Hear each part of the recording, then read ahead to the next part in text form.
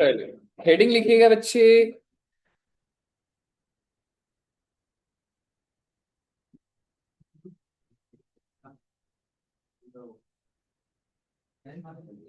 Accounting standard 27।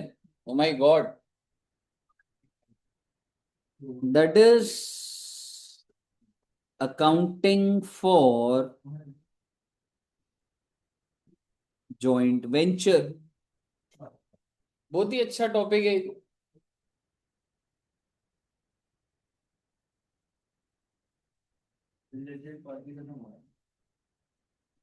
सबसे पहले आप समझो कि ये जॉइंट वेंचर होता क्या है बच्चे। क्या होता है जॉइंट वेंचर? किसी के साथ में किसी प्रोजेक्ट के लिए अगर दो तीन लोग एक साथ आ रहे हैं तो exactly. So it is a contractual agreement between two or more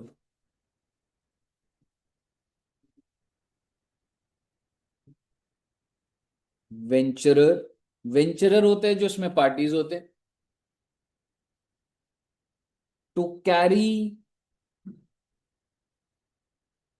economic activity. Oh my god, पहले थोड़ी सी कीवर्ड्स और सारी चीजें लिख लेते हैं, फिर क्वेश्चंस पे चलेंगे। अच्छा स्टैंडर्ड है, पहले कुछ चीजें बोलता जाता हूँ, रिसीव करते जाना, फिर उसके बाद देखेंगे। सर अगर जॉइंट वेंचर है तो हम क्या करें सर, इसकी अकाउंटिंग कैसे होती है? बेटे वही तो देखनी होगी। इसके अंदर बेसिकली जो जॉइंट वेंचर होता है, आप ये कह सकते हैं, सपोज करो कि एक रोड बननी है। क्या जरूरी है कि ये जो रोड बननी है ये पूरी की पूरी मैं बनाऊं? हो सकता है मैं सिविल में बहुत स्ट्रांग हूँ, सीमेंट सरिया का मेरा एक्सपर्टीज है, बट भाई मुझे ड्राइंग व्राइंग नहीं आती, ढलान देनी है, ठीक है, कहाँ कहाँ पे पिलर्स बढ़िया से कुछ हम ऐड के लिए लगा सकते हैं। कहने का मतलब है, आप रोड छोड़िए, आप सपोज करिए एक मॉल है, तो आप मुझे बताइए मॉल बनाने के लिए क्या एक ही कंपनी बनाती है? क्या हो सकता है मॉल बनवाना है तो मैं सिविल वाला अलग बंदा जो मुझे पता है नाम अच्छा है उसका, दूसरा आर्किटेक्ट अलग, देन थर्ड जो भी लाइसेंस लेगा लीगल का बंदा अलग, आप सब मिलके आइए मेरे लिए मॉल बना दीजिए, मेरे को सिंगल कंपनी को कॉन्ट्रैक्ट नहीं देना। तो क्या ऐसे केस में इस एग्रीमेंट को क्या बोला जाता है बच्चे? You are doing your own business, आपका अपना धंधा, अपने कस्टमर्स हैं आपके, ठीक है। जैसे कि क्या आपने वो देखा था, एक मूवी है बैंड बाजा बारा, देखिए, देखिए कौन कौन था उसमें? रणवीर सिंह और अनुष्का शर्मा, वेरी गुड। तो उसमें वो स्टार्टिंग में जो होता है, वो एक स्टार्ट करते हैं एक ब्रांड नेम से, दोनों साथ में करते हैं पहले, याद है? क्या नाम है? हम्म, शादी मुबारक। देखी नहीं है मूवी? तो फिर ठीक है, एग्जाम्पल पूरा खराब हो गया, मैं आपको बता देता हूँ। भाई वो दोनों ना पहले साथ में काम करते हैं, and with the brand name of शादी मुबारक। शादी मुबारक क्या होता है? Event management company. आपको शादी करानी है दिल्ली जयपुर गोवा जहां करानी है, आप हमें कॉन्ट्रैक्ट दीजिए, सारा अरेंजमेंट हो जाएगा। उसके बाद उनका झगड़ा हो जाता है, एक चला रहा होता है असली शादी मुबारक, और एक चला रहा होता है ओरिजिनल शादी मुबारक। दो अलग अलग कंपनीज, दो अलग अलग कंपनीज होती है, दोनों अपना अपना नुकसान कर रहे होते हैं, मार्केट में नाम इनका साथ में था, लाइजनिंग खराब हो गई। एक क्लाइंट मिलता है इनको, वो कहते हैं कि मुझे आप दोनों से काम कराना है, लेकिन आप दोनों एक ही होकर आओगे। यानी कि आप मुझे ये मत बताना आपकी कंपनी से ये करा लूं ये करा लूं, नहीं, जैसे आपका ओरिजिनली चलता था, ठीक है, मेरे को एज अ टीम आपसे काम करना। आपका धंधा अलग चल रहा है, चलता रहे, लेकिन फॉर दिस इवेंट आप दोनों जैसे पहले काम करते थे वैसा काम करो। अब मुझे बताइए, क्या are they creating a new entity, या जस्ट एक इवेंट के लिए आ गए हैं दोनों? Exactly, that's called joint venture. ठीक है, जॉइंट वेंचर क्या होता है सर? एक अग्रीमेंट है बिटवीन टू और more venturers to carry on any economic activity. अब आप एक चीज समझिएगा, जॉइंट वेंचर बहुत प्रकार का होता है बच्चे। इसमें जो पार्टीज होती है उनको क्या बोला जाता है? वेंचरर्स। ठीक है, जॉइंट वेंचर 3 प्रकार का होगा। एक होगा जेसीओ, जॉइंटली कंट्रोल्ड ऑपरेशंस।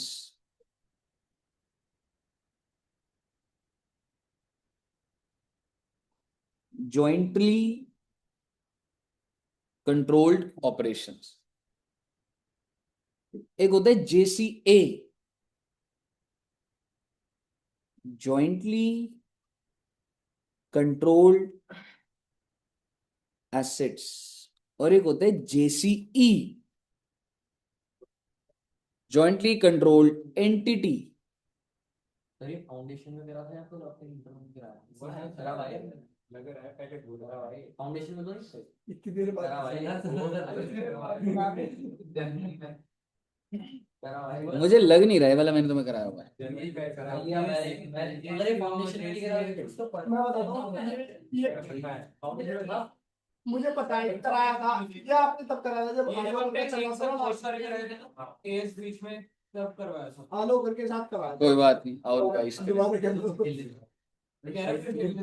हाँ ठीक है, ठीक है। Jointly controlled operations, jointly controlled asset, jointly controlled entity. Sir क्या होता है सर ये? आप बस इसमें ये समझिएगा, जॉइंटली कंट्रोल्ड ऑपरेशन में no new entity is created. कोई नई एंटिटी नहीं आती जी। जॉइंटली कंट्रोल्ड एसेट में भी no new entity is created, and jointly controlled entity में न्यू एंटिटी इज क्रिएटेड। बहुत अच्छी बात है। सर जी ये जेसीओ क्या होता है? जेसीओ ये होता है भाई, मेरे को मॉल बनाना है, आप सारे मिलके जो जो आपकी एरियाज ऑफ एक्सपर्टीज है, आइए मॉल बनाइए, मेरे से पैसे ले लीजिए और चले जाइए। यानी कि you are not creating an asset for yourself, you are coming, क्योंकि मेरे को एक मॉल बनवाना है। आप में से कोई आर्किटेक्ट होगा, आप में से कोई बिल्डर होगा, कोई कॉन्ट्रैक्टर होगा, कोई लाइसनिंग होगा, ठीक है, कोई ड्राइंग अप्रूव करेगा। आप सारे आइए, मैं सिंगल एंटिटी के एंगल से बात करूंगा। एंटिटी मतलब नया नहीं बनाऊंगा कोई, ठीक है। आप सबके साथ जब मीटिंग होगी तो कॉमन मीटिंग होगी। फीस आपको 6 करोड़ दूंगा, आपके खर्चे 5 करोड़, वो तुम अपने आप जैसे रिकॉर्ड करोगे मैं सिखाऊंगा आपको, और प्रॉफिट हो गया बस अपने अपने घर जाओ इसके। ये होता है jointly controlled operation. You have your own skill set. Mall का जो फाउंडेशन लेकर रहा होगा, आप में से जो करता है वो करेगा। अब उसकी अकाउंटिंग कैसे होगा बाद में देखेंगे, बट आप समझिए आप एक साथ क्यों आ रहे हो। फॉर वन एक्टिविटी, क्या आप कुछ बेचना चाह रहे हो? You are constructing, are you constructing for yourself और for the customer? Customer, you are constructing for me, मैं आपको पैसे दूंगा। आपको ये आपके लॉजिक है, आपको प्रॉफिट कैसे बांटने हैं, सेल कैसे बांटनी है, ये आपकी बात है। पर क्या आपको जॉइंटली कंट्रोल्ड ऑपरेशन समझ आया? Yes. Next is jointly controlled asset. भाई मेरे को यहां से केरला पेट्रोल भेजना होता है, ट्रक का बहुत ज्यादा झमेला होता है, मैं चाहता हूं यहां से पाइपलाइन बन जाए। मैं किसी को यूज करने के लिए नहीं कह रहा, मेरे को एक इतना बड़ा एसेट क्रिएट करने की मेरे बस की नहीं हो रही। तो मैं रिलायंस इंडस्ट्रीज हूं, आप इंडियन ऑयल हो, आपको भी पेट्रोल ट्रांसपोर्टेशन करना होता है, मुझे भी करना होता है, आओ साथ में बना लेते हैं। मैं भी 5,000 करोड़ रख देता हूं, आप भी रख दो, कंस्ट्रक्ट करते हैं, हम दोनों यूज करेंगे उसे। My intention is not to sell, मैं अपना इंफ्रा क्रिएट करने के लिए थ्रू जॉइंट वेंचर, क्योंकि मैं अकेला नहीं बना पा रहा, आधा मैं बना दूंगा, आधा आप बना दो। Am I selling it this JCA to anyone? No. 1,000 kilometre का 500 किलोमीटर मैं बनाऊंगा, 500 आप बनाओ, यूज दोनों करेंगे। क्लियर है बच्चे? तो यहां पर भी कोई नई एंटिटी नहीं है, यहां पर है आप अपने लिए। जेसीओ और जेसीए में क्या फर्क है बच्चे? एक में ऐसे बनना है एक में फॉर माई ओन पर्पस है, ठीक है। ये I am creating an asset, I am selling it to, ठीक है। आप ये कह सकते हैं ठीक है, तो अभी वो लिखेंगे जो, वो देख लेंगे अभी। ठीक है, कि इसका क्या मतलब है, इसका है। अब होता है बच्चे जेसीई। जेसीई है, मेरे को भाई मॉल बनवाना है। आप सारे अलग अलग आ रहे हो, नहीं। आप पहले एक एंटिटी क्रिएट करो। मैं अलग अलग किसके साथ बात करूंगा, बहुत कंफ्यूजन। मैं एक ऑर्गेनाइजेशन से बात करूंगा जिसमें आप सब ओनर हो, यानी कि you have to create a new entity. और मेरा जो कॉन्ट्रैक्ट होगा वो उस एंटिटी के साथ होगा, बिकॉज इट ब्रिंग्स कंफ्यूजन। मैं अलग अलग ऐसे कोई एंटिटी नहीं है, मैं बात नहीं कर सकता। यहां पर आप एक नई एंटिटी बनाइए और मॉल बना दीजिए मेरे लिए। नई एंटिटी बंद कर देना उसको उसके, समझ रहे हो। सो बेसिकली थर्ड वाले में और फर्स्ट वाले में ये फर्क है। बेच ही रहे हो आप मुझे सामान, लेकिन मैं कह रहा हूं मैं किसको भाई, एंटिटी तो बना लो भाई। समझ रहे हो, आप बिलिंग करोगे, मैं किसको करूंगा, कंफ्यूजन होगी। Let's create an entity. मुझे बताइए पहले, यहां तक क्लियर है बच्चे? अगर आपको यहां तक क्लियर है तो आइए लिखते हैं। जनरल बातें लिख रहा हूं। ईच को वेंचरर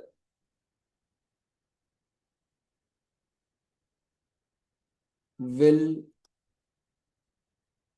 नहीं मत लिखो अभी इसको। आप इतना समझिए, ये जो जॉइंट वेंचर होगा ये सेल करेगा। ये जो जॉइंट वेंचर है ये कुछ कॉस्ट इनकर करेगा। इस जॉइंट वेंचर के पास क्या बच जाएगा, प्रॉफिट। और ये प्रॉफिट किस में बढ़ जाएगा, को वेंचरर में। मान लीजिए there are 3 co venturers on the basis of PSR as decided by them. ठीक है जी।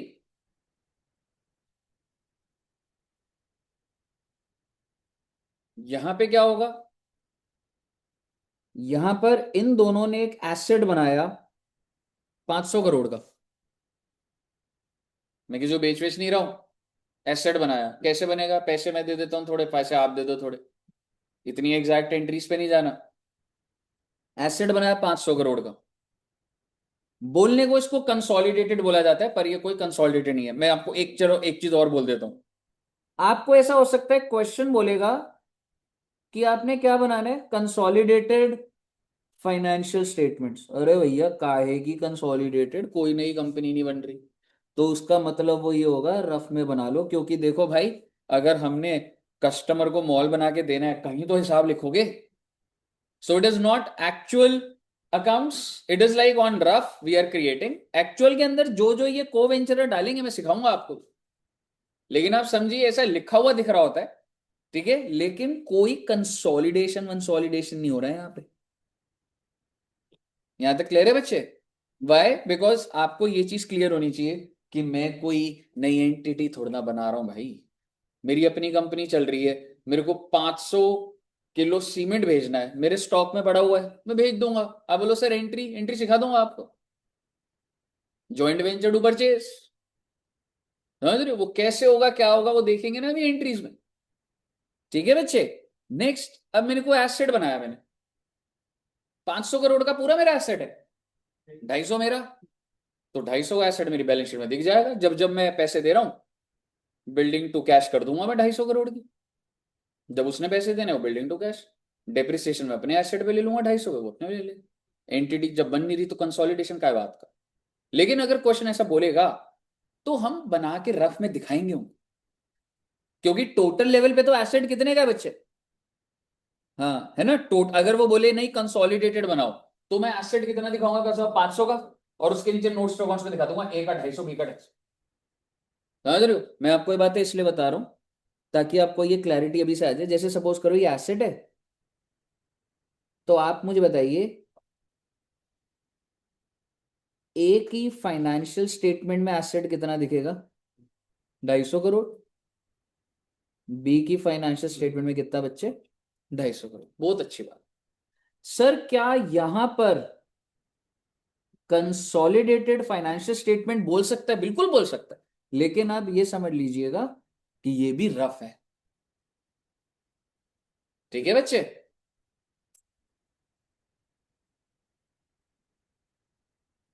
अब बात इतनी है जी,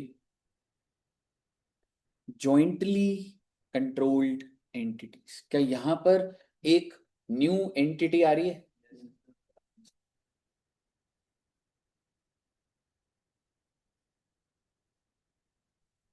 ये जो पुरानी एंटिटी है, क्या मैं कह सकता हूं वो अपने स्टैंड अलोन फाइनेंशियल स्टेटमेंट्स बनाएगा फिर? याद है कंसोलिडेशन चैप्टर, अपना तो बनता ही बनता है स्टैंड अलोन, समझ रहे हो, ऐसे वैसे स्टैंड अलोन फाइनेंशियल स्टेटमेंट। यहां पे तुमको कौन सा स्टैंडर्ड लगा देना, AS13, भाई मैंने एक एंटिटी बनाई है, वहां मैंने इन्वेस्ट करा है 10 करोड़ रुपए, क्या होगा उसमें, इन्वेस्टमेंट टू बैंक, ये हो गया आपका स्टैंड अलोन।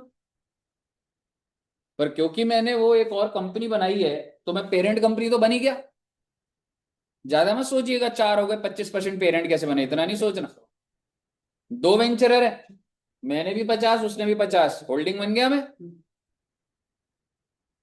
तो मुझे क्या बनाना होगा, consolidated financial statement.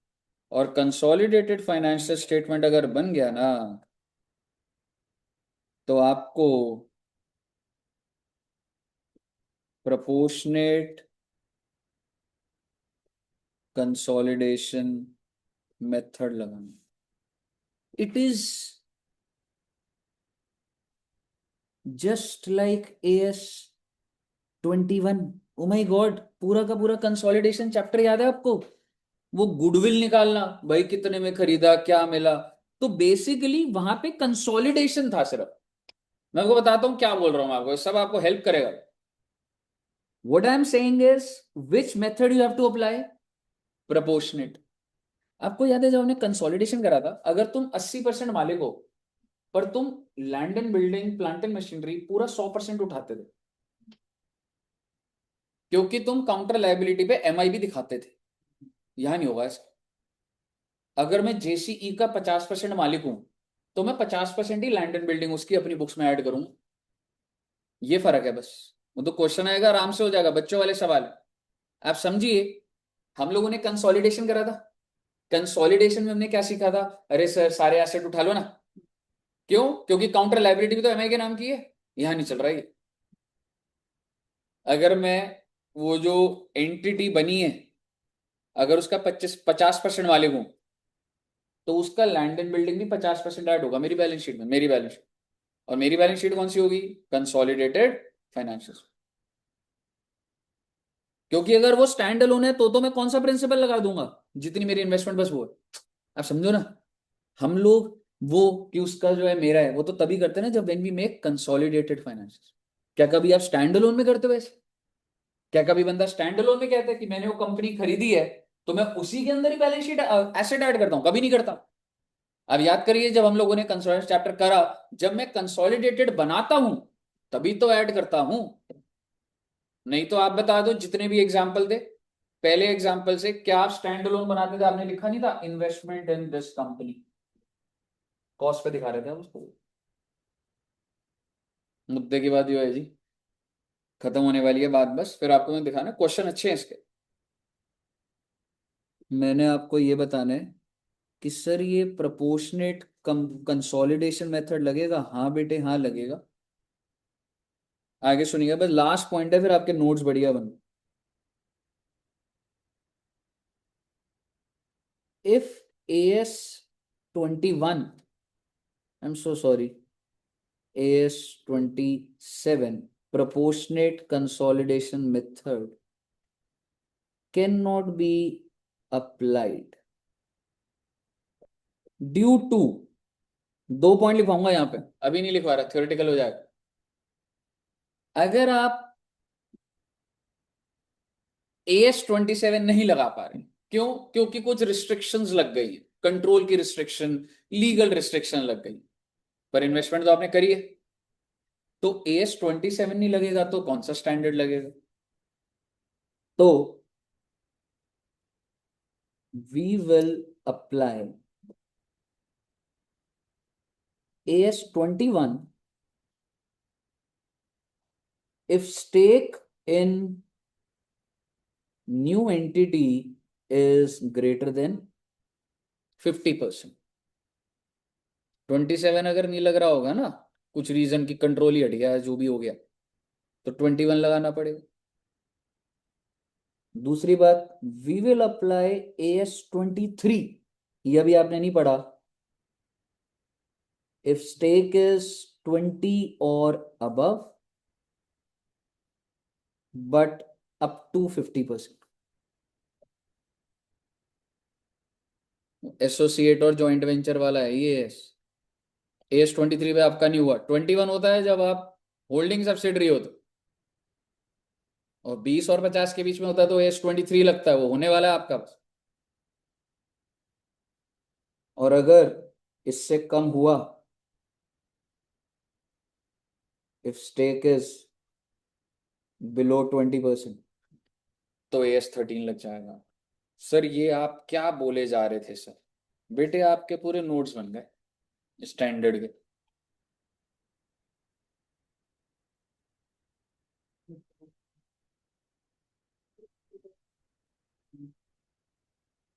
Zoom in या जूम आउट?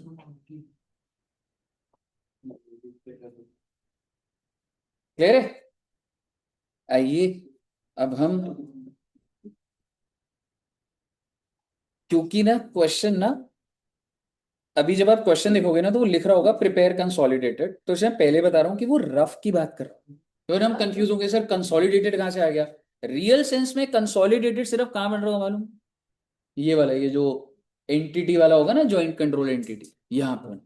लेकिन वो वर्ड वो जनरली यूज कर लेंगे तो हम कंफ्यूज ना हो, तो इसलिए आप पहले लिख लो कि अगर वो बन भी रहा होगा वो रफ में हो रहा होगा कि ये खाता चल रहा है बस हमारा ऊपर। ठीक है बच्चे? ओके, तो आइए सर जी देखते हैं AS27। थ्योरेटिकल बातें हैं, बट आइए।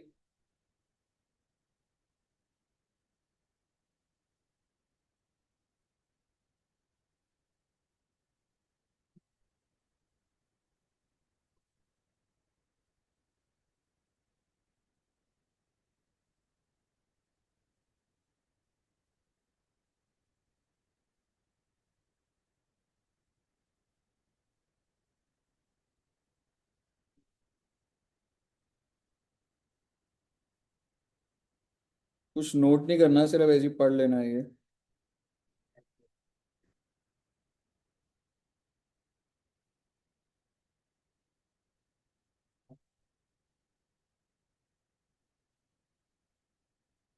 जॉइंट वेंचर का मतलब,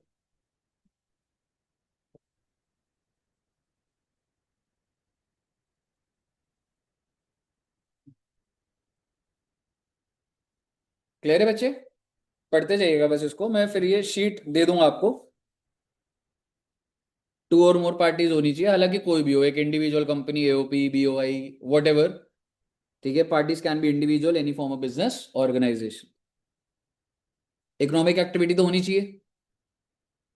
जॉइंट कंट्रोल होने से कंट्रोल ही होता है कि भाई हमारा उन ऑपरेशंस पे कंट्रोल है। ठीक है, जस्ट मैं आपकी चीजों का हिसाब रख रहा हूं डज नॉट मीन कंट्रोल है। तो ये आपको पता लगेगा कंट्रोल का मतलब कि सर जो भी एक्टिविटी हो रही है उसका कंट्रोल का मतलब कि कुछ ऑपरेशंस मेरे कंट्रोल में है, कुछ आपके कंट्रोल में है, तो वो एक्चुअल कंट्रोलिंग दिखना चाहिए। ठीक है बच्चे? And there exist a contractual agreement, और इसमें आप this agreement can be written and signed agreement और मिनट्स ऑफ अ मीटिंग और in any other written form. लेने के बाद ये रिटन होना चाहिए। क्लियर है साहब? ओके, जॉइंट कंट्रोल और ये कुछ नहीं है। वेंचरर क्या है बच्चे, एक बार पढ़ना। वेंचरर क्लियर है? इन्वेस्टर भी पढ़ लो जी। क्या इन्वेस्टर को जॉइंट वेंचर बोल दूंगा, वेंचरर बोलूंगा? भाई हम बना रहे हैं, लेकिन एक बंदा कह रहा है मैं 20% स्टेक डालने को तैयार हूं। भाई साहब आप इन्वेस्टर हो, आप वेंचरर नहीं बोल सकता मैं आपको। क्लियर है?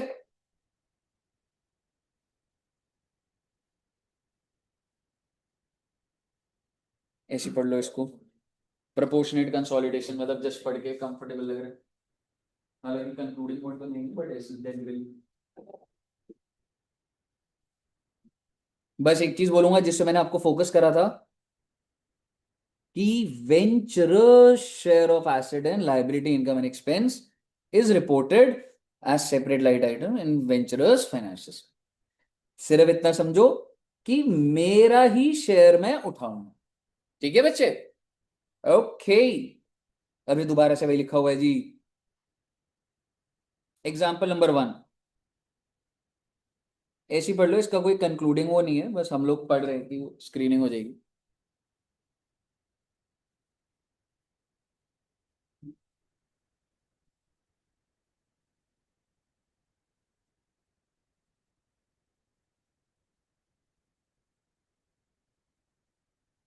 लोन दे दिया तो वेंचरर थोड़ा ना बन जाएगा, समझ रहे हो? आपके वेंचर और आपके वेंचर को पैसा चाहिए, मैं पैसा दे रहा हूँ, आप मुझे सब बता देना, but does that make me a venturer? No. अगला पढ़िएगा, एग्जाम्पल नंबर 2।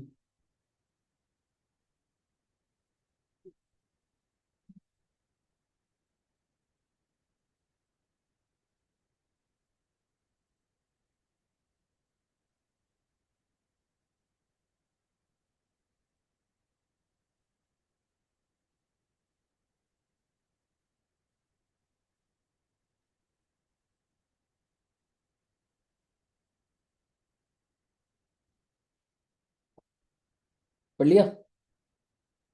वो यही बोल रहे हैं, सारे के सारे ही तो है। एंड जस्ट अगर किसी को एक रिस्पॉन्सिबिलिटी और मिल जाए ना, कि यार तुम मीटिंग्स का मैनेज कर लेना, ठीक है, आप ये चीजें फाइनेंस मतलब अकाउंटिंग आप देख लेना, कोई चीज आप एड ऑन मैनेज कर रहे हो, तो ऐसे नहीं होता कि वो वेंचरर बन जाएगा या हट जाएगा, ऐसा कुछ नहीं। समझ रहे हो? ये वाला पढ़ना बच्चे, एग्जाम्पल नंबर 3।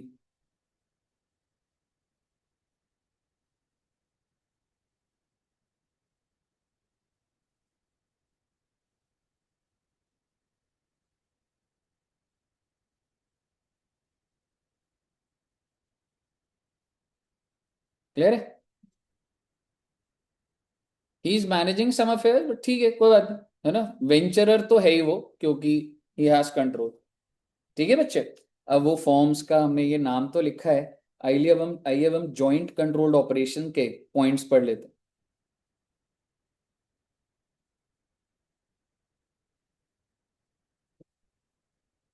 ये वाले पढ़ लेना बच्चे, पता है आपको ये सारी बातें।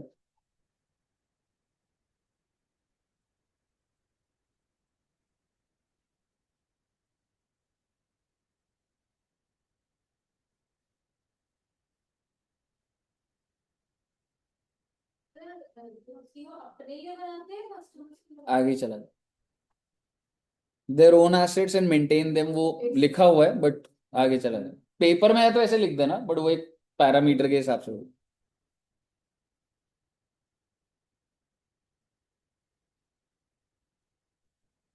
ये अकाउंटिंग पर्सपेक्टिवली होगा, record only his own transaction. ये कैसे होगा, इसी के ऊपर ही क्वेश्चन आएगा अभी, कि सर कैसे होगा वो देखेंगे अभी।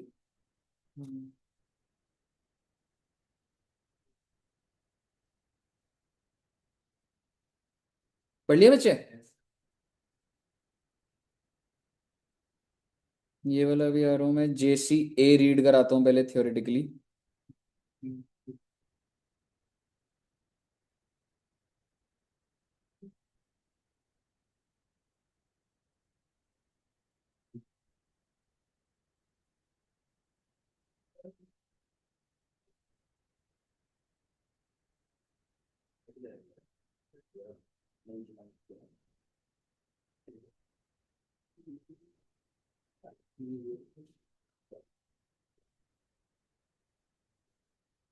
पढ़ लिया? जो अंडरलाइन करा वही पढ़ लेना, बस एक आइडिया। क्लियर है जी?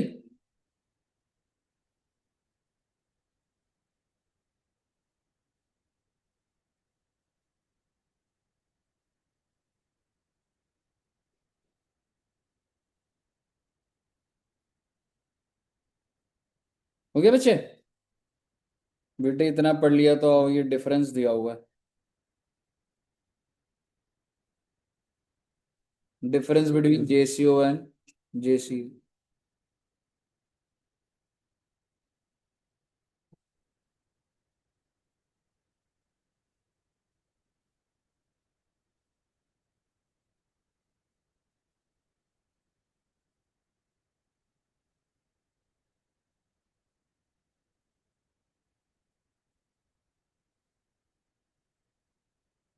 है ना? ठीक है ना, इससे क्लियर आ जाता है, मतलब पूरा पिक्चर सामने हो जाता है। और भाई JCE देखते हैं क्या लिखा हुआ है।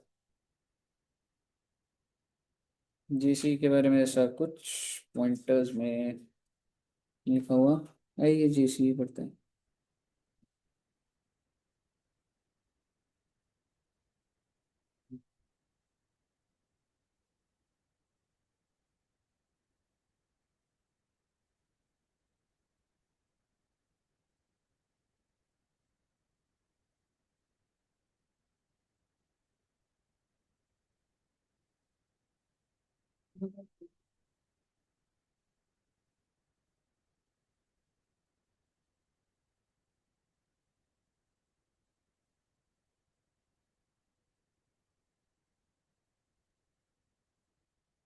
ठीक है साहब।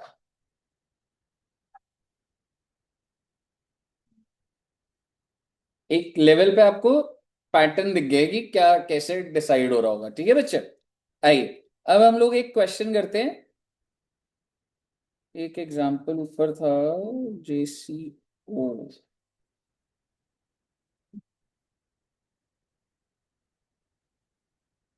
वैसे तो कुछ नहीं है इसमें, पढ़ लो एक बार, बताना है ये क्या है।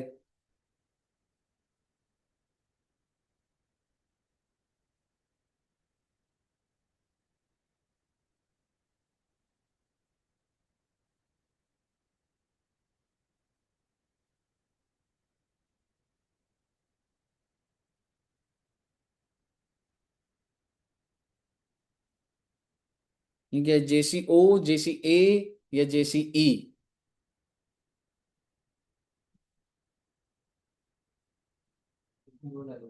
जेसीओ है, काम करेंगे आगे भेज देंगे, समझ रहे हो? हम्म।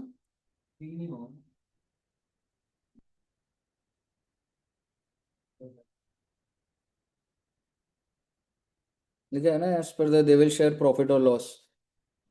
तो वो मतलब उससे भी एक आइडिया लग रहा है कि जेसी ओ जा रहा होगा। ठीक है बच्चे, जेसी ओ का अब हम एक बार ये क्वेश्चन देखते हैं। ठीक है, ये जेसी ओ का है, अभी ये कंक्लूड नहीं करते लेकिन आइए एक बार पढ़ेंगे तो समझते हैं। ठीक है जी, आइए साहब। Mister A B C entered into a joint venture to purchase land, construct and sell flats. तो ले दे के वो एक लैंड परचेज करेंगे, कंस्ट्रक्शन करेंगे, उसको बेच देंगे। ठीक है, जेसी ओ। हालांकि अगर नीचे लिख दे एक एंटिटी बना रहे तो जेसी ई बन जाएगा। ए तो पक्का नहीं है क्योंकि बेच रहे हैं, अपने यूज के लिए नहीं है। ओ भी हो सकता है और ई भी हो सकता है। Mister A purchase the land, मैं ना छोटा छोटा ना लिखता जाऊंगा कि किसने क्या खर्चा करा। ए ने लैंड परचेज करा है बच्चे, कितने रुपए का? मेरा आपसे सवाल, ये खर्चा है क्या? बेटे जब ये जॉइंट वेंचर छोटा इवेंट है तो लैंड का परचेज करना भी खर्चा ही होगा। तो जब मैं इनका पीएनएल निकालूंगा तो वो भी तो कॉस्ट में आएगी क्योंकि यही बिकेगा, स्टॉक हो गया अभी तो ये। कौन सी डेट को? On 1 April 2021। डेट भी रेलिवेंट है तो इसलिए मैं लिख देता हूं 1 जनवरी 2020। And for the purpose he took a loan for rupees 50 lakh. Oh my god, loan लिया है 50 लाख का, तो अपनी जेब से कितना पे करा होगा? 10 लाख। अच्छा, लोन कितने रेट पे है जी? 8% पर annum। देखेंगे क्या है। He also paid registration fees of 60,000 on the same date. तो 1 जनवरी 21 को ही भाई ने 60,000 का भी खर्चा करा है, रजिस्ट्रेशन फीस। बहुत अच्छी बात है। मिस्टर बी, अब मिस्टर बी की बात स्टार्ट हुई है, सप्लाइड मटेरियल फॉर 4,50,000। अब अगर मैं मिस्टर बी की बात करूं तो मिस्टर बी कह रहा है हमने भी खर्चा करा है जी।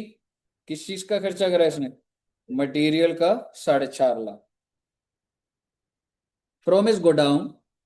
And further he purchase the material for 5 lakh for joint venture. तो मटेरियल सप्लाई भी करा है और परचेज भी करा है, कितने का? 5 लाख।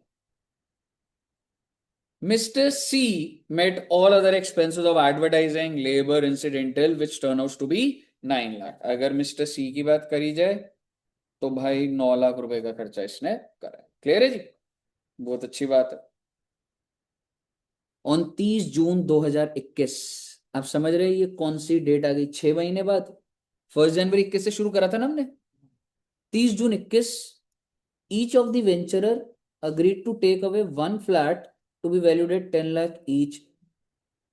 मतलब उन्होंने जो फ्लैट बनाए एक एक तो अपने पास ही रख लिया। तो अगर मैं वेंचर के सेल की बात करूं, बाहर तो सेल करेगा ही करेगा, लेकिन आपस में भी ABC 10 लाख 10 लाख 10 लाख की सेल तो ये हो। अब इसमें क्या एंट्री क्या है वो बाद में दिमाग लगाएंगे ना, पहले धंधा तो समझ आए पूरा क्या हो रहा। And the rest was sold by them as follow. Mister A ने बेचा, मतलब ये, मतलब अगर बेचोगे तो किसी के बैंक में पैसा आएगा ना, ठीक है। तो ए ने कितने की सेल करवाई? बी ने 20 लाख और सी ने 10 lakh. Loan was repaid on the same day by mister A along with the interest। what do you mean by same day? मतलब 30 30/6। इसका मतलब जो इंटरेस्ट लगेगा, exactly 6 months। The net proceeds will be shared by the partners equally, that is 1:1:1। अब question क्या कह रहे हैं? You are required to prepare draft. बहुत अच्छी बात है इन्होंने ड्राफ्ट लिख दिया, वरना कंफ्यूजन आती भाई। कंसोलिडेटेड ड्राफ्ट का मतलब ये है बेटे, छोड़ो ना एबीसी ने किसने क्या खर्चा करा, सीधा सीधा हम क्या करेंगे, खर्चे लिख देंगे यहां, इनकम यहां लिख देंगे, प्रॉफिट तो निकाल लेंगे पहले। यानी कि मैं किसी की बुक्स में नहीं घुस रहा, मैं तो पहले टोटल लेवल पे निकाल रहा हूं। दूसरी बात, उसके बाद क्या करें, draft consist of PNL and joint venture account in the books of each venture. ये फेयर वर्क है जी। इसका मतलब समझ रहे हो आप? ईच वेंचरर का मतलब ए भी है, बी भी है, सी भी है। कौन सा अकाउंट बनाने को कह रहे हैं? Joint venture account. Joint venture क्या सर ये अलग अलग आएंगे? हाँ जी अलग अलग, क्योंकि किसने किससे कितना पैसा लेना है वो ये हिसाब करेगा ये। ठीक है।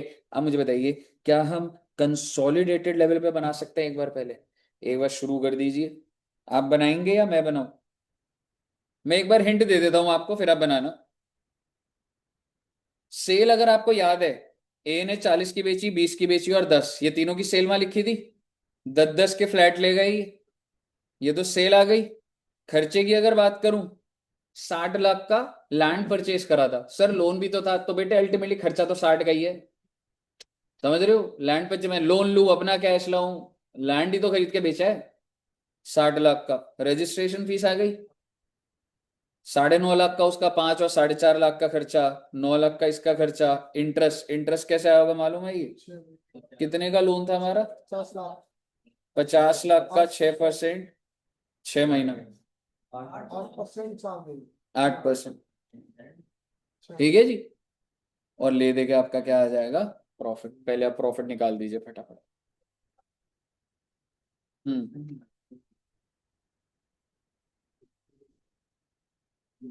कंसोलिडेटेड बना है पहले, ठीक है ना?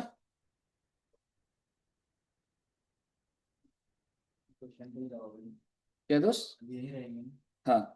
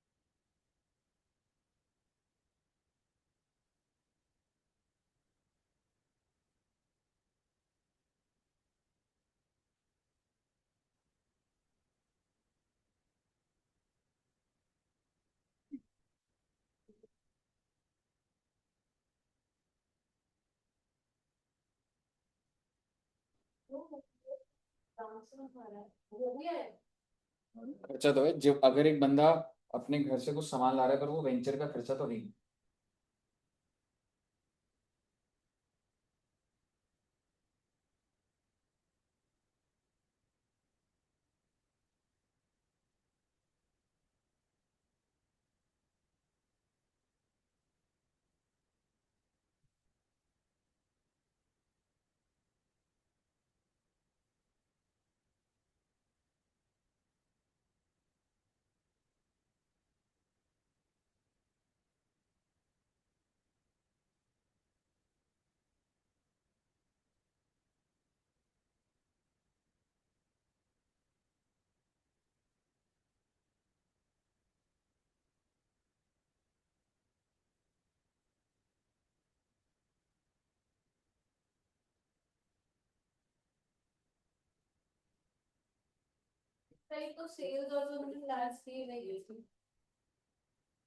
आंसर दिखाऊं क्या?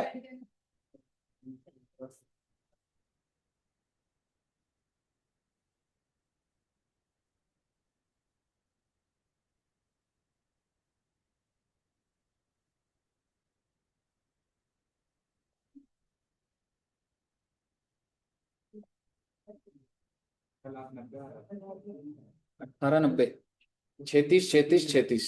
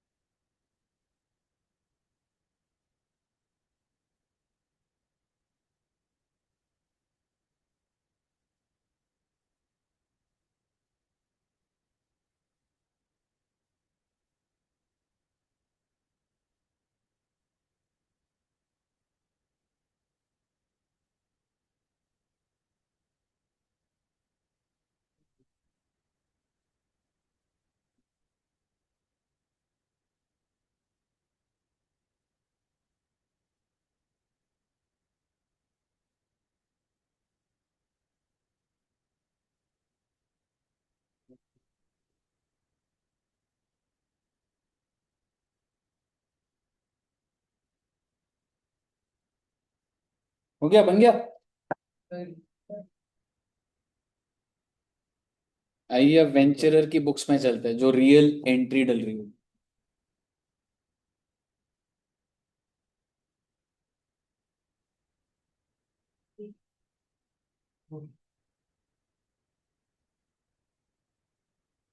चलिए, हटा दो बच्चे।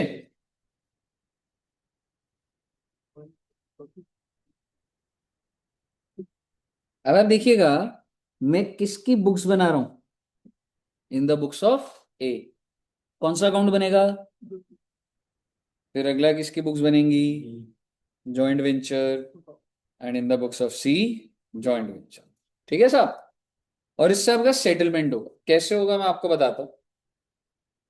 ये जो लैंड परचेज करा था, किसने परचेज करा था? एक बार के लिए ना एंट्री बहुत ज्यादा सही नहीं होती। अब एक बार के लिए लोन को साइड कर देना, क्योंकि लोन लाइबिलिटी होती है, तो मैं थोड़ा खर्चे पे फोकस और वैसे करना। तो ये लैंड जो परचेज करा वो खर्चा था। तो क्या मैं एंट्री ये डाल रहा हूं, जॉइंट वेंचर डेबिट, क्योंकि लैंड परचेज करा तो मैं लैंड डेबिट नहीं करूंगा। मैं डेबिट क्या करूंगा? जॉइंट वेंचर, क्योंकि खर्चा है। टू बैंक, कितने रुपए, कितने का था टोटल? 60 लाख। आप बस इतना समझ लो सर, इन्होंने टू बैंक और टू लोन कर दिया। लेकिन आप बस इतना समझो कि अगर आप अभी टू बैंक करके भी चला लोगे ना 60 लाख, तो मेरे बात बन जाएगी अभी।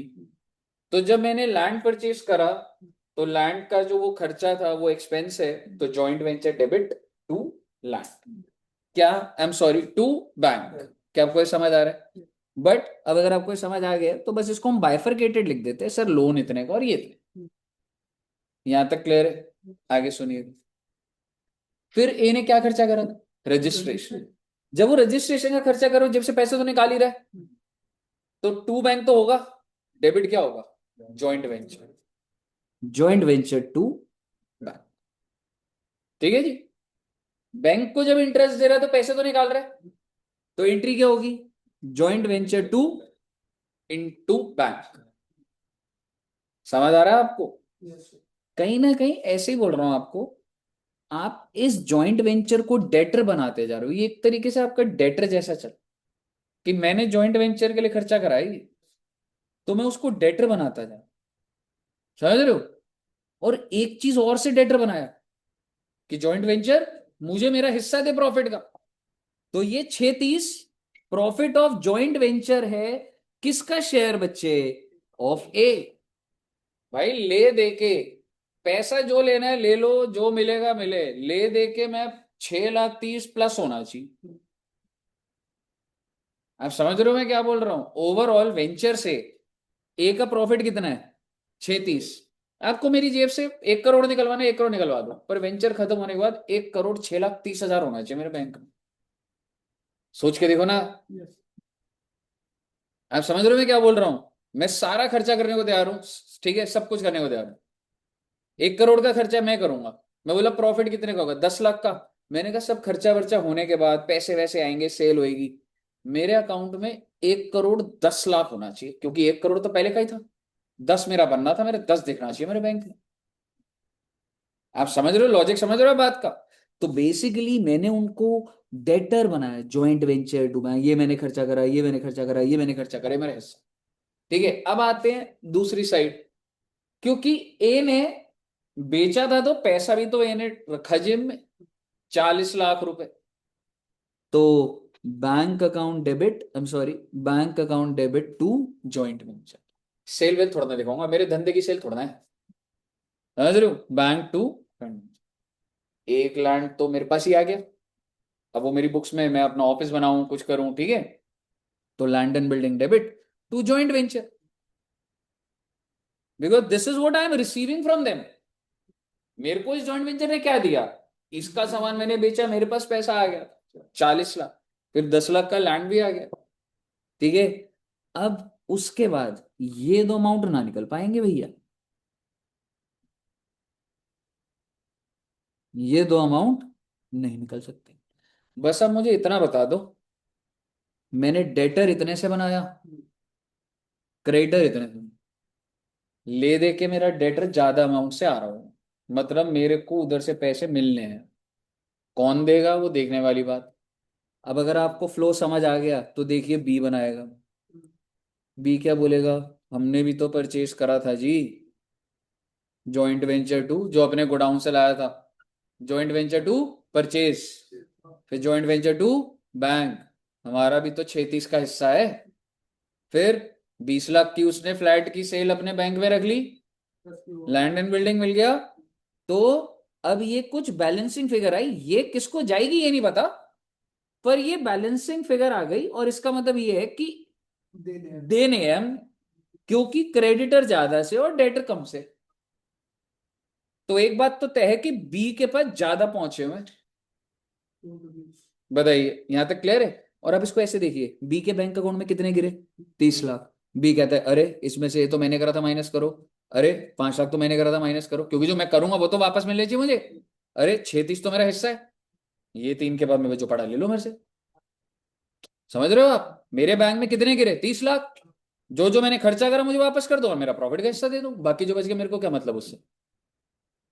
समझ रहे हो? इसी तरीके से सी, 10 लाख का पैसा मिला इसको, 10 लाख का फ्लैट मिल गया, 20 लाख मिल गया इसको, ठीक है। ये कहेगा मेरे खर्चे 9 लाख माइनस करो, मेरा प्रॉफिट, बाकी जो पड़ा ले जाओ। तो ये कितना आया बच्चे, अगर मैं बोलूं, ठीक है, ये बैलेंसिंग फिगर आई मान लो। अब मुझे एक बात बताओ, सी ने कितने रुपए देने हैं? इसने भी देने हैं, तो एक ही बंदा बचा रिसीव करने वाला, ए ही रिसीव करेगा जी। तो दे दो पैसे। जब आप ये दोनों वैल्यू डालोगे मैच हो जाएगा, आपका हिसाब बन जाएगा। कई ये साल समझ आया बच्चे?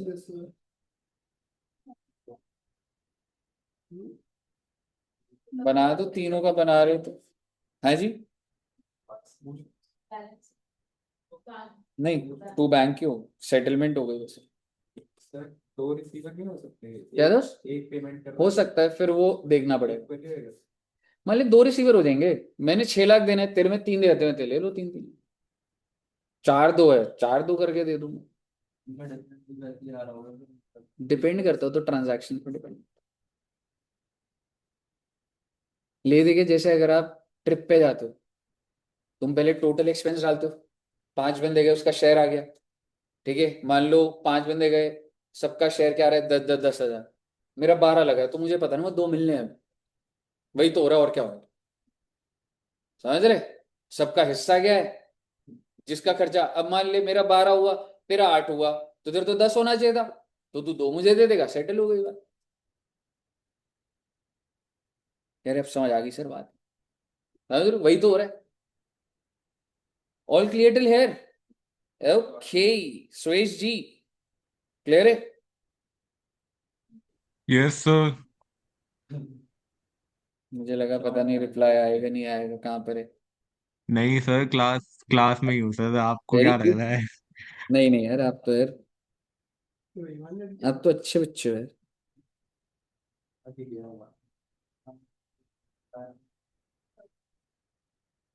सर ये क्या है, ये तो रीड करोगे बच्चे, 5th एग्जाम्पल, मतलब इसमें कोई क्वेश्चन नहीं है, रीड करने का है। मैं अब आपको एक और क्वेश्चन कराता हूँ, और क्वेश्चन करने का मन है आपका? ये मन की थोड़ा ना सुननी होती है पढ़ाई में, मन करता है क्या पढ़ने का? छोटा सा क्वेश्चन करा दे। अरे वो क्या होता है, तुम ब्रेक में खेल लेते हो ना, थक जाते हो, थोड़ा खेला कम करो। हाँ? अरे सर, मैं तो घर पे हूँ, मैं तो कुछ नहीं खेला, मैं क्यों थक गया? ठीक है, अच्छा एक छोटा सा क्वेश्चन करते हैं, बहुत ही इजी है, बस मुझे इतना बता देना। ये छोटा सा क्वेश्चन है, ऊपर वाला तो हैवी था, ये तो छोटा सा क्वेश्चन है। ABC decided to jointly construct a pipeline. Oh my God. Exactly. This is a case of JCA. To transport the gas from one place to another that was manufactured by them. For the purpose, following expenditure were incurred by them. भाई building कितने की है? तो कोई entity थोड़ा ना बन रही है, बिल्डिंग बनाएंगे जी, समझ रहे हो? डेप्रिसिएशन कितना है?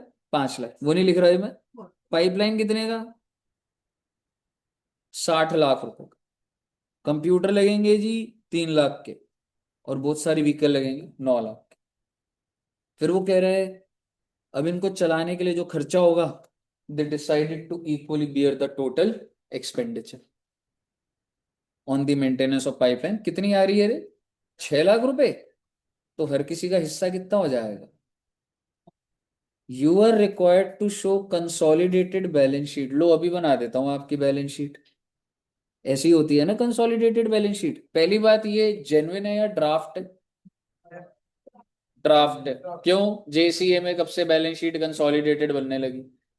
तो कंसोलिडेटेड बैलेंस शीट में आपको एसेट्स नहीं पता इधर लिखे होते हैं। कितने का एसेट है बिल्डिंग का? 12 लाख। लगा देना डेप्रिसिएशन बाहर, वैल्यू लिख देना। पाइपलाइन 60 लाख, डेप्रिसिएशन लगा देना। 3 लाख रुपए का डेप्रिसिएशन लगा देना, और 9 लाख बाहर वैल्यू आ जाएंगी। ये जो वैल्यू है, ये ए की 1/3 होएगी, बी की 1/3, सी। यार ये जो टोटल एसेट है, तीनों नहीं तो बनाया है। तो कंसोलिडेटेड में तो ये आपको इतना बता दूं, जब तुम ये वैल्यू निकालोगे तो 71,40,000 आएगा। चेक कर लो आप। आपको भरोसा नहीं, आप चेक कर लो, मैं चेक करवा के भेजूंगा।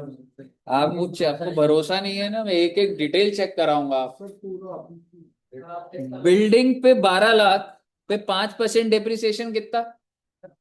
60,000। 1140 लिख के देख लो, कोई दिक्कत वाली नहीं, भरोसे वाली बात है। ठीक है, 1140 आ गया बच्चे। वेरी गुड, ऐसे ही लिख रहा हूं अभी, 11,40,000। दूसरा एसेट कितना आ रहा है जी? 60 लाख का 15, 9 लाख, 51 लाख।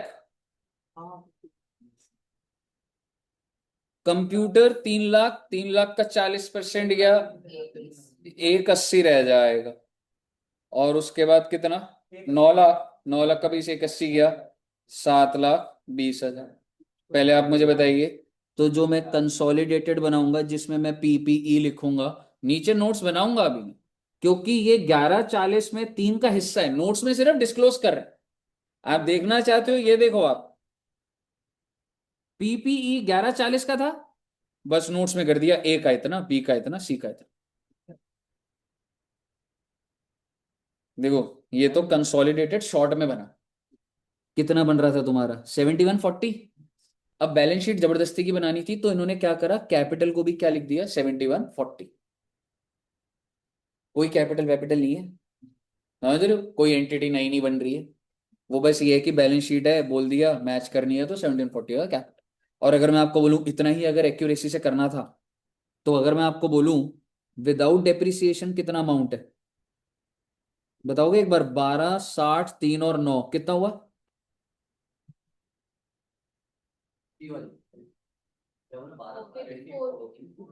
84 लाख। इसमें से टोटल डेप्रिसिएशन कितनी लगी है आपकी? जो भी लगी होगी, अभी हमने जो माइनस कर दिया, कितना? कितनी? 80%। हाँ मतलब 80 नहीं, कुछ ना कुछ अमाउंट लगा होगा ना। कितना? 12,60,000। 12,60 लगी होगी, आप टोटल करके देखना। पर्पस ये है बच्चे कि मैं ऐसे भी तो लिख सकता था, इक्विटी शेयर कैपिटल कितना लिखा था हमने पहले? 84 lakh. PNL debit balance, why? Because depreciation हमें गिवन था। कितने का डेप्रिसिएशन? 12,60,000, तभी तो 71,40 आ रहा होगा। अगर उसको कैपिटल ही लिखना है तो कैपिटल तो पूरा डाला होगा ना एसेट खरीदने के लिए पहले। मुझे बताइए, यहां तक क्लियर है पहले? पर मुद्दे की बात ये है सर, आपके मन में बात आ रही होगी नोट्स टू अकाउंट्स तो बता दो। अब आप देखिए, मैं कंसोलिडेटेड के अंदर ही बना रहा हूं। शेयर कैपिटल आपने 71,40 लिखा था, आधा आधा बांट दिया। लैंड इन बिल्डिंग को 1/3 1/3 1/3 कर दिया। Plant and machinery, computers, vehicles 1/3। अब आप मुझे बताइए, क्या यहां तक क्लियर है? अब आप मुझे बताइए, अगला क्या बन रहा है बच्चे? हम्म। हाँ, किसकी बुक्स में? बोला था क्या क्वेश्चन ने? Extract of PNL and balance sheet for each venture. अब आप मुझे बताइए, मैं किसकी पहले बनाऊंगा? ए का। ठीक है, तो आप मुझे बताइए, जब ए का पीएनएल बनेगा, तो क्या पूरे डेप्रिसिएशन के अंदर उसका 1/3 नहीं होगा? और वो जो रिपेयर का खर्चा था उसका 1/3 नहीं होगा? तो ये आ गया। क्लियर है? रही बात बैलेंस शीट की, तो भाई पीपीई जितने भी आपके एसेट थे, उसका 1/3 1/3 जोड़ोगे तो 2380 आ रहा होगा ना। 71,40,000 आई थिंक था, उसका 1/3 करोगे तो 2380। नीचे नोट्स में आ जाएगा कि कौन कौन सी पीपीई है। सेकंड नोट देख रहे हो, land and building, plant and machinery, computers, इस तरीके से 2380 बन। क्या आपको यहां तक समझ आ गए? समझ आ गए? नहीं यार, ठीक है, देखते हैं। ठीक है, बी का एक बार चेक कर। अब थोड़ा आराम से कराऊंगा, और अगर इसमें दिक्कत आ रही है ना, तो अगले में दिक्कत आ सकती थी। अभी जो अगला क्वेश्चन होगा, तो वो होमवर्क देना था, पर अभी कराना पड़ेगा।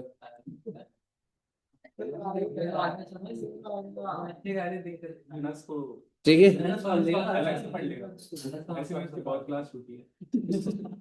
ठीक है। अच्छा, बी की बुक से बताना। बी की बुक्स में बच्चे, मतलब तो ये तो वो हो गया ना, स्टैंड अलोन हो गया ना। तो बी की बुक्स में पीएनएल में क्या जाएगा? एक तो डेप्रिसिएशन जाएगा और अदर एक्सपेंस जाएगा। डेप्रिसिएशन एग्जैक्टली, ठीक है, सेम ही आएगा। और बैलेंस शीट जब बनेगी तो पीपीई सेम जाएगा। एनर्जी क्लियर है यहाँ तक? Any doubts? सी का बताइएगा। 4 पीस और 2 लाख, एकदम सेम। क्या है?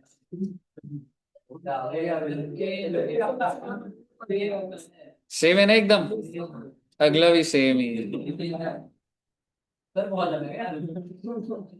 ओ माय गॉड, इतना छोटा क्वेश्चन। आप बोलोगे तो कराऊंगा, नहीं बोलोगे तो सही में छुट्टी दे दूंगा। आपने नहीं बोला, कुछ भी नहीं बोला बस। ठीक है, चलिए आइए जी। सुरेश जी, और करना है क्या, छुट्टी दे दूं? सर छुट्टी दे दो सर। क्या टाइम हुआ है, 5 बजे हैं। 9 बजे से 5 बजे के कितने बजे आए थे? 9 बजे 9 सर। बजे तो सेंटर ही नहीं खुलता। बीच। आ गया। 9:40 की क्लास तो 10:30 तक शुरू होती है। बट सर हम आ तो 9:30 पे जाते हो, तो टीचर्स को अलाउड होता है 10:30 तक आना। असल खत्म कर दी थी सर ने आज। हाँ? 10 बजे खत्म, क्या 10 साढ़े 10 बजे खत्म करी थी। 9:45 से।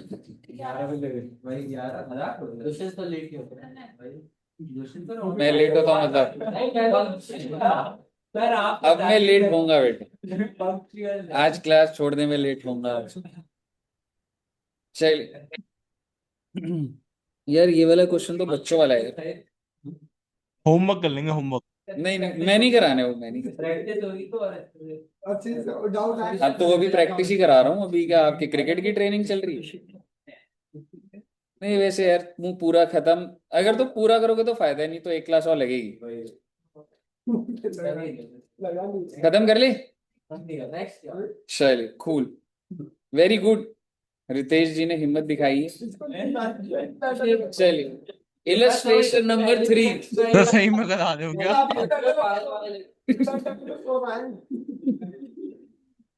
चलिए, इलस्ट्रेशन में 3, नहीं नहीं यार, उसने मन की बात बोली यार, ठीक है।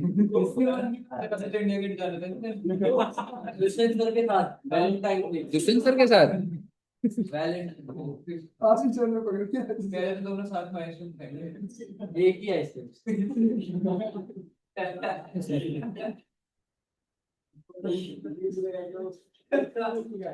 चलिए, लो हट गया यार, अभी रुक जाओ यार।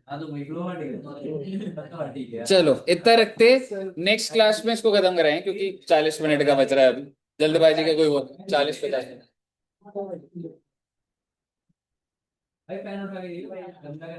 ठीक है, अभी आपने इसका कोई क्वेश्चन नहीं करना, मैं नहीं कराना इसको आगे बढ़ाना, ठीक है बच्चे, कोई भी क्वेश्चन नहीं करना। Okay, thank you very much. बहुत बहुत बहुत।